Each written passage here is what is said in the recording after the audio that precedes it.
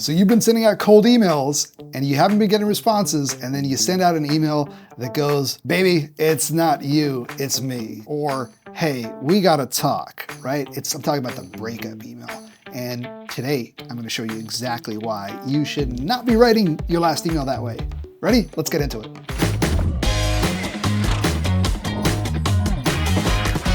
I'm Dan McDermott, I'm the CMO here at Voris, and I'm here to try to fix some bad copy habits that you might have. One of those things that is very prevalent in the B2B sales world these days is the breakup email.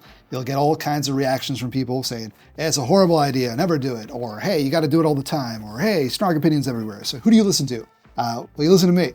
And the reason is we have done this for a lot of different clients in a lot of spaces, and it's worked.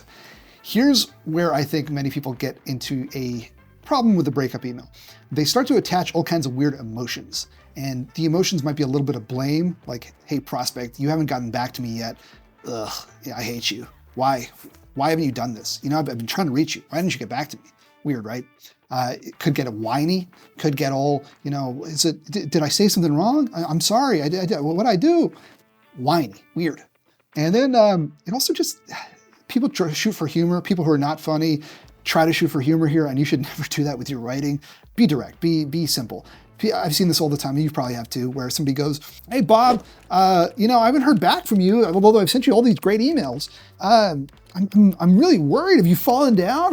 You can't get up? Right? It's so stupid. I hate that email.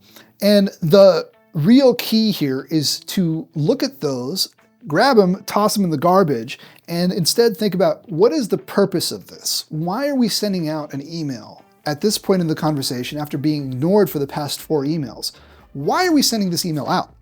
If you don't have a good answer, don't send it out. What I like to do is look at the campaign essentially as the beginning of an honest and genuine and healthy conversation with a prospect. And if they haven't gotten back to me after 4 emails, email number 5, it could be a polite exit. You could say, hey, you know, clearly this isn't a solution, so I'll back off.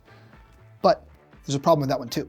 And that problem is that you don't know that they don't actually want to hear from you. So I can hear some people already going, but that's a cold email thing, you should never do it. Hear me out. They might be on vacation. They might be busy. They just might not have gotten back to you. What I want to do here is I essentially want to give them these 4 great emails and then this 5th email that is essentially a pause in the conversation, allowing the prospect to breathe, let them breathe. It's like me coming up to you and saying, hey, how's it going? Space to breathe so you can answer. Whereas if I go, hey, how's it going? I'm Dan, I'm doing real good today. It's a wonderful day outside. And today it's about 7 p.m. over here and I'm doing this and that. If I just blabber on like that and I don't give you a chance to come into the conversation, it's a super strange vibe. And I think that that's something to consider. So why are we doing this? Back to the point.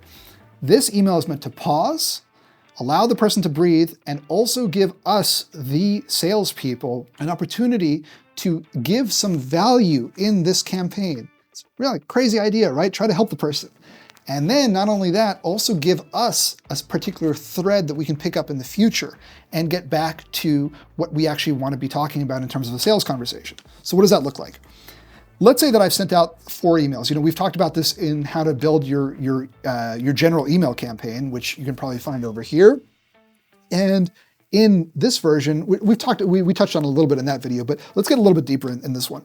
The cold email should, the breakup email, the see you later email, I'm trying to rebrand this, should be essentially built like this. Hey Bob, we haven't had a chance to connect yet, but I'd like to make sure to leave you with something that you'll find relevant and useful. Here's our blank. And then make that blank the most valuable thing that your company has ever produced for that person. Make it highly relevant, highly specific, highly actionable. We don't want to give them a book. We don't want to give them a novel. We don't want to give them, you know, here's 64 hours of video. Most people are not going to find that useful. But if you can say something like, hey, you know that very specific problem that you have? Well, here's a very specific thing that you could do to start to solve it. And then at that point, we can get back into some examples of that in a second. But at that point, just back off. Just say, here's the thing. See ya later. That's literally it. That's how I end them. I'll give them the thing and then I'll say all the best, Dan, leave. Because 60 days later, I can come back to them or wherever it is in the future that you choose to re-engage. I've not blamed them. I've not been whiny. I've not done anything creepy. I've not done anything weird. I've just tried to help. I've sent them a value-based email, and I'm following up to check up on it. And not, hey, what did you think of that thing I sent you? That's one version. It's kind of weak one. I want to think about what is the next valuable thing that I can give that person. So once they've done the checkup list that is going to save them X amount of stuff, maybe there's another thing that's another natural next step for them to do. It could be an update of what you've given them. It could be a new version. It could be something for the next year. It could be something that is literally a step 2 after you've given them a step 1. The key is it's got to be real. It's got to be genuine, and it's got to be something that the person is not going to recoil at. It really does have to help them. This isn't rocket science. If you sit down actually right now and just think about what is that kind of stuff, you could even go back to the rest of your team. I mean, if you're an SDR and you are sending out these cold emails, I'd go back to leadership, I'd go back to your sales manager, I'd go back even to your marketing department and talk to them about, hey, what's our highest converting stuff? What's, for this persona, what is the best thing that we have? You guys probably have it on your team somewhere. It's probably living in Google Drive somewhere. If you can go grab that and build your email around it, you're going to have the best cold email, the best breakup email that you could possibly write, the best see you later email. That's right, that's the word for it. So if you'd like, here are a couple more examples. When we look at the overall campaign and it ends with this breakup email, it should look, again, you go back to that original campaigns video, you'll see that it's icebreaker, proof, how it works, proof, and the see you later email. Now with the see you later email, it's important to say there is that follow-up email, and that one often looks like, hey Bob, just following up, I wanted to let you know that we released a new version of this, of blank, whatever the last thing was we gave them for 2023. Here it is.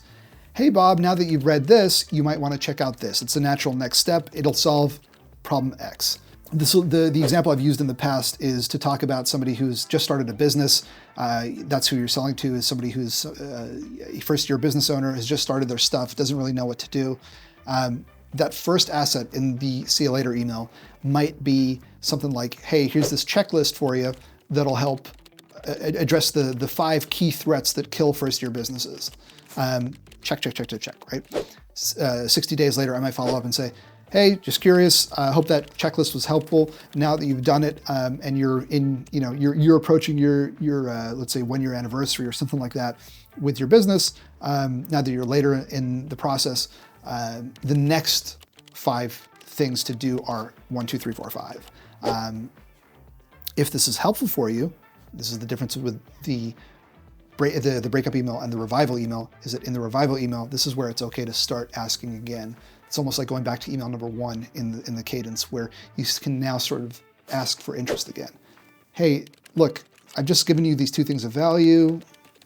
Is this relevant? Is this interesting? Is this actually helpful for you? So how do you actually use these, right? So in that general campaign that we talked about earlier, you've got the icebreaker, the proof, the how it works, the other proof email, and then the see you later email.